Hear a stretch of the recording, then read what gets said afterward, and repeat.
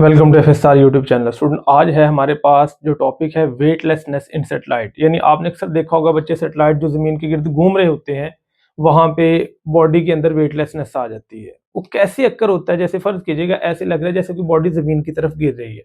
तो पहले ये समझना है कि वेटलेसनेस होती क्या है, यानी हमें पता हो कि ये वेटलेसनेस है ये नहीं है। जैसे मान लीजिएगा बच्चे, ये एक ऑब्जेक्ट है और ये मेरे हाथ पे ऐसे पड़ा हुआ है। अगर मैं इसको यहां से छोड़ता हूं तो ये जमीन की तरफ गिरेगा और इसका एक्सेलरेशन आएगा जी के बराबर। अगर कोई ऑब्जेक्ट जमीन की तरफ उतने एक्सेलरेशन से गिरे जितना ग्रेविटेशनल एक्सेलरेशन है, जिसे आप जी कहते हैं, तो बच्चे उस ऑब्जेक्ट के अंदर वेटलेसनेस आ जाती है। मान लीजिएगा इस ऑब्जेक्ट के अंदर या इस सेटेलाइट के अंदर हमने कोई भी ऑब्जेक्ट रखा हुआ है।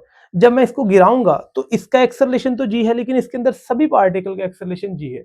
तो उन्हें ऐसे फील होगा जैसे उनका वेट ही खत्म हो गया। जैसे मान लीजिएगा कि अल्लाह ना करे कोई लिफ्ट है, हम उसमें से गिर रहे हैं और लिफ्ट की रस्सी जो टूटी हुई है, तो हमें लिफ्ट के अंदर अपना वेट ही फील नहीं होगा।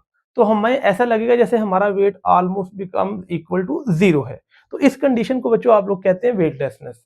तो ये सभी वो सैटेलाइट जो जमीन के गिर्द रिवॉल्व कर रहे हैं, असल में वो सारे वही ऑब्जेक्ट हैं जो जमीन की तरफ गिर रहे हैं और जिनका एक्सेलरेशन जी के बराबर है। अब ये क्या बात हुई, ये मैं आपको एक्सप्लेन कर देता हूँ।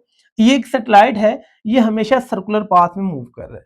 जब ये सर्कल में बच्चे मूव करे तो असल में हर वक्त ये जाना चाहता था अलोंग टेंजेंट, लेकिन ग्रेविटी इसको खींच के ला रही है toward centre of the circle, यानी ये अर्थ के अराउंड है। तो जब ये रिवॉल्व कर रहा है जमीन के इर्द गिर्द, तो असल में ये बिल्कुल ऐसे ही एक्ट कर रहा है जैसे जमीन की तरफ गिर रहा है। और इसका एक्सेलरेशन जो है वो acceleration is equal to gravity है, जिसे आप सेंट्रीपिटल एक्सेलरेशन भी कहते हैं। तो ये फ्रीली फॉलिंग या आप ये सिंपल कह लें वेटलेसनेस के अंदर है। अब पहले मैं इसको एक्सप्लेन करता हूँ, एंड पे जाके फिर ये दोबारा चीज मैं आपको बताऊंगा ये आती कहाँ से। अब बच्चों मान लीजिएगा कि ये अर्थ है और ये अर्थ के इर्द गिर्द एक सैटेलाइट रिवॉल्व कर रहा है और उस सैटेलाइट के अंदर एक स्प्रिंग लगा हुआ है। और अगर देखा जाए तो बच्चे इस स्प्रिंग के अंदर रीडिंग आएगी।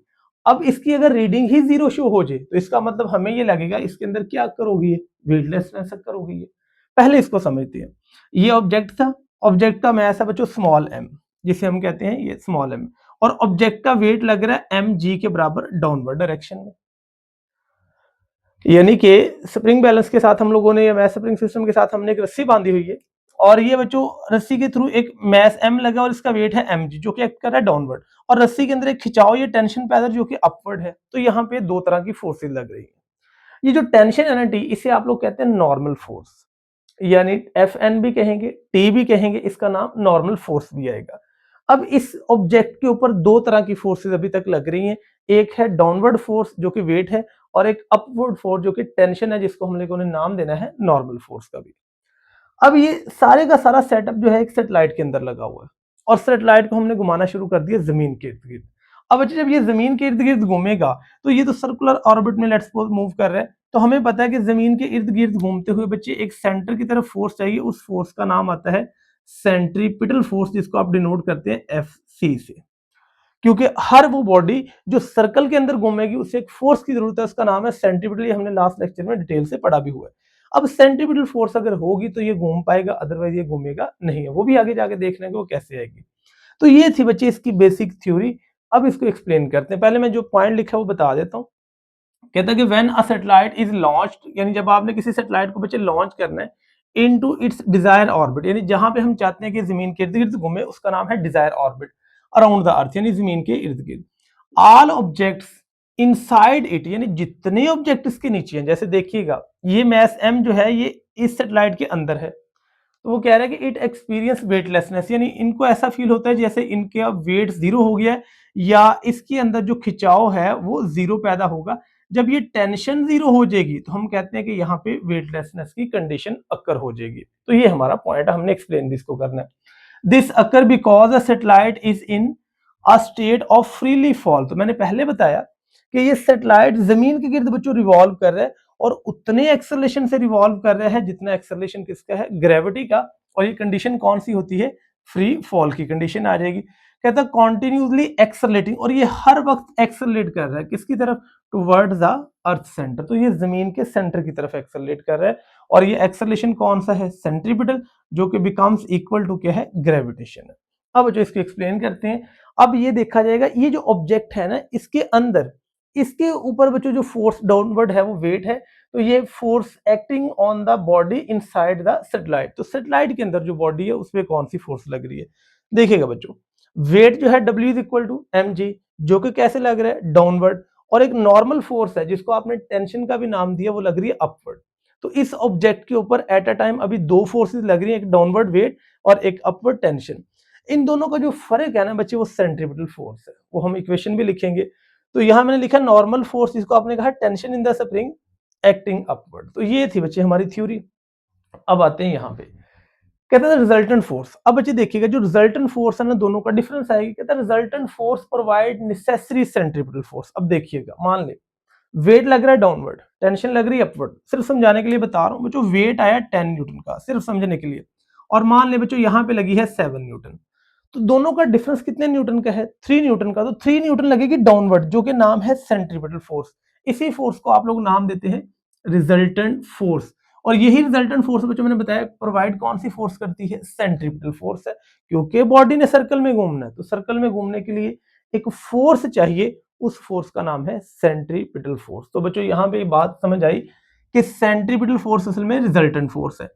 This force is desired to directed toward the earth centre, और हमें पता है कि ये सेंट्रीपिटल हमेशा टुवर्ड सेंटर होती है, and keeps the body move along the orbit, और ये ऑर्बिट के अंदर मूव करवाती है ताकि ऑब्जेक्ट जमीन के इर्द गिर्द घूमता रहे। तो ये बच्चे इसकी थ्योरी के पॉइंट थे। अब इसको एक्सप्लेन करते हैं। हमारा बच्चों यहाँ पे पर्पस ये है कि हमने ये प्रूफ करना है कि यहाँ जो टेंशन है ना, ये जीरो है। अगर टेंशन जीरो हो जाएगी तो बच्चों जिसको हमने नाम दिया नॉर्मल फोर्स का भी, तो हम ये कहेंगे बॉडी बच्चों जो स्टेट के अंदर है वो वेटलेसनेस के अंदर है। तो ये हमने प्रूफ करके देना है। अब बच्चों बड़े ध्यान से बात समझिएगा, वेट लग रहा है डाउनवर्ड, टेंशन लग रही अपवर्ड, दोनों का डिफरेंस आ रहा है सेंट्रीपिटल फोर्स। तो यहां मैं बच्चे इक्वेशन लिख सकता हूं कि जो सेंट्रीपिटल फोर्स है ना, सी डॉट एफ लिख लें बेशक, जो बराबर आएगी वेट माइनस बच्चे हमारे पास दूसरी फोर्स जिसको मैंने नाम दिया उसको नॉर्मल फोर्स एफ एन भी कह सकते हैं, टी भी कह सकते हैं। तो ये आपने इक्वेशन याद रखनी है कि centripetal force is equal to the difference of weight minus normal force या टेंशन इन द स्प्रिंग आएगी। अब सेंट्रीपिटल फोर्स को बच्चे आप डिनोट कर सकते हैं एफ सी से, वेट को आप डिनोट करेंगे डब्ल्यू से, माइनस बच्चों ये F N stand for normal force.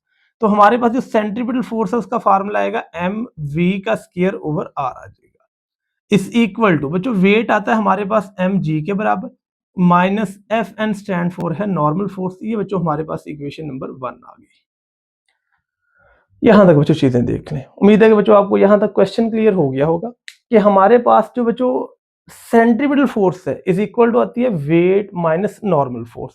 तो हमारे पास जो सेंट्रीपिटल फोर्स है ना, ये वेट में से इस वजह से माने कि वेट डाउनवर्ड था और टेंशन या नॉर्मल फोर्स क्या थी, अपवर्ड थी। अब जो हमें एक चीज पता है कि जब भी कोई बॉडी सर्कल में घूमती है ना, तो सर्कल में घुमाने के लिए एक फोर्स चाहिए, उसका नाम है सेंट्रीपिटल फोर्स। उसका फार्मूला हमेशा आता है M V square over R. अब देखिएगा जमीन के इर्द गिर्द तो ना तो रस्सी है, हमने इसकी एप्लीकेशन भी पढ़ी थी, एग्जांपल भी पढ़ी थी कि जब कोई भी ऑब्जेक्ट बच्चों जमीन के इर्द गिर्द मूव करेगा तो जमीन के इर्द गिर्द यहाँ पे एक फील्ड मौजूद है, ये जो रेड कलर से मेंशन कर रहा हूँ, इसका नाम है बच्चों ग्रेविटेशनल फील्ड। यानी ग्रेविटेशन फील्ड जो है ना, इस पे फोर्स लगाएगा और वो फोर्स बॉडी को असल में सर्कल में घुमाने का काम करती है। अगर देखा जाए तो बच्चों यहाँ जो सेंट्रीपिटल फोर्स है ना, वो असल में प्रोवाइड करनी है ग्रेविटेशन फोर्स ने। तो यहाँ हम ये कह सकते हैं कि बच्चे जो ग्रेविटेशन फोर्स है ना becomes equal to centripetal force आ जाएगा। तो ये बच्चों आपने पॉइंट याद रखना है। मैंने दोबारा बात एक्सप्लेन कर देता हूँ। बॉडी घूम रही है सर्कल में और सर्कल में चाहिए सेंट्रीपिटल, और सेंट्रीपिटल प्रोवाइड करनी ग्रेविटेशन ने, तो यहाँ force of gravity becomes equal to centripetal force है।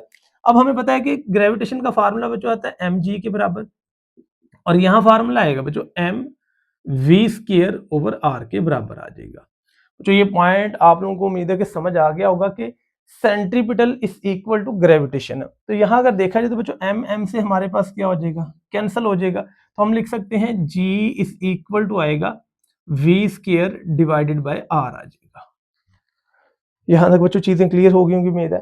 देखिएगा बच्चों अगर आप देखें यहाँ से आर डिवाइड हो रहा है, मल्टीप्लाई हो जाएगा, तो बच्चों ये G into R is equal to आएगा वी का स्क्वायर।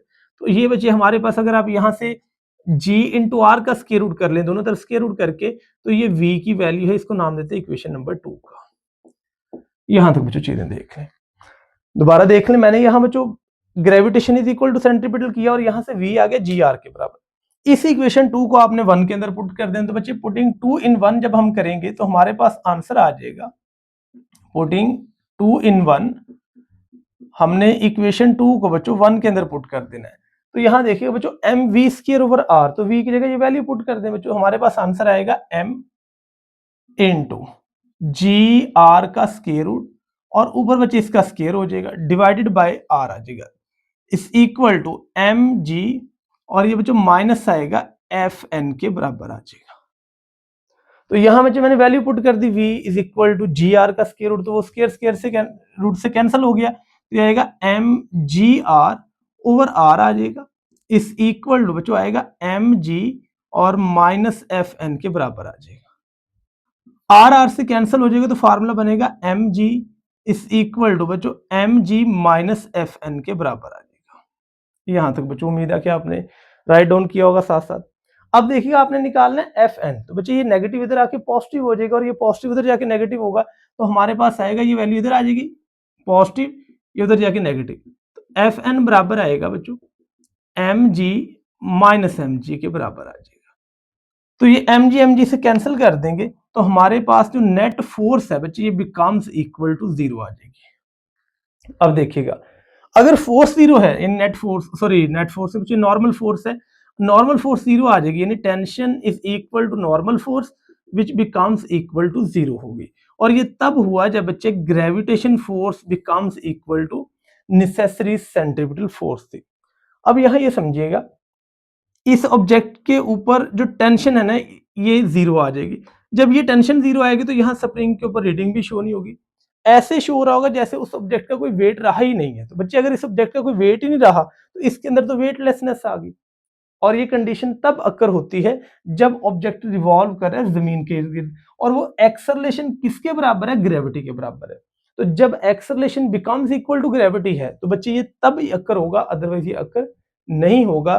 तो ये था बच्चे हमारा टॉपिक वेटलेसनेस का। उम्मीद है कि आपको क्लियर हो गया होगा। इसमें यही पॉइंट इंपॉर्टेंट याद रखना है कि सैटेलाइट को घुमाया ग्रेविटी ने है और ग्रेविटी का एक्सेलरेशन जी है। जब ये एक्सेलरेशन जी आता है तो ऑब्जेक्ट बच्चों फ्रीली फॉल कंडीशन में होता है और इसके अंदर जितने भी ऑब्जेक्ट हैं उनको ऐसे लग रहा हो कि वो जमीन की तरफ गिर रहे हैं, क्योंकि वो देखें स्ट्रेट नहीं जा रहे, हर वक्त टुवर्ड सेंटर है। तो वो जो टुवर्ड सेंटर है वो एक्सेलरेशन जी के बराबर आ रहा है। तो ये था बच्चे आज का टॉपिक वेटलेसनेस। ये बच्चे हम लोगों ने आज पढ़ लिया। इससे नेक्स्ट बच्चे हमारा एक टॉपिक आएगा जो इसी के रेलिवेंट है, आर्टिफिशियल ग्रेविटी। कि सैटेलाइट के अंदर वेटलेसनेस तो आ गई है, अब बच्चे लोगों ने उसके अंदर काम भी करना है। यहाँ पे बच्चे एस्ट्रोनॉट होते हैं, कोई वर्कर कर रहा होता है, कोई साइंटिस्ट बैठे होते हैं, अब उन्होंने रिसर्च करनी है तो बच्चे उनको तो ग्रेविटी चाहिए, उसके अंदर तो वेटलेसनेस आ गई है, वो तो ऐसे हवा में उड़ रहे होंगे, तो उनको बच्चे आप लोगों ने जो है वो सैटेलाइट के अंदर नॉर्मल ग्रेविटी प्रोवाइड करनी है। वो टॉपिक हमारे पास है बच्चों आर्टिफिशियल ग्रेविटी का, तो बच्चे वो हम लोग पढ़ेंगे। तो ये टॉपिक आज का हमारा एंड हुआ। उम्मीद है कि आपको समझ आ गया होगा। बच्चे इसको राइट डाउन कीजिएगा, कोई क्वेश्चन है तो कमेंट करके पूछ सकते हैं, डिस्क्रिप्शन प्लेलिस्ट जाके चेक करें। कोई क्वेश्चन होता है बच्चे हमसे जो है वो आप कर सकते हैं, कमेंट करेंगे, आपको आंसर प्रोवाइड किया जाएगा। मजीद वीडियोस के लिए मेरा यूट्यूब चैनल FSR देखते रहिए।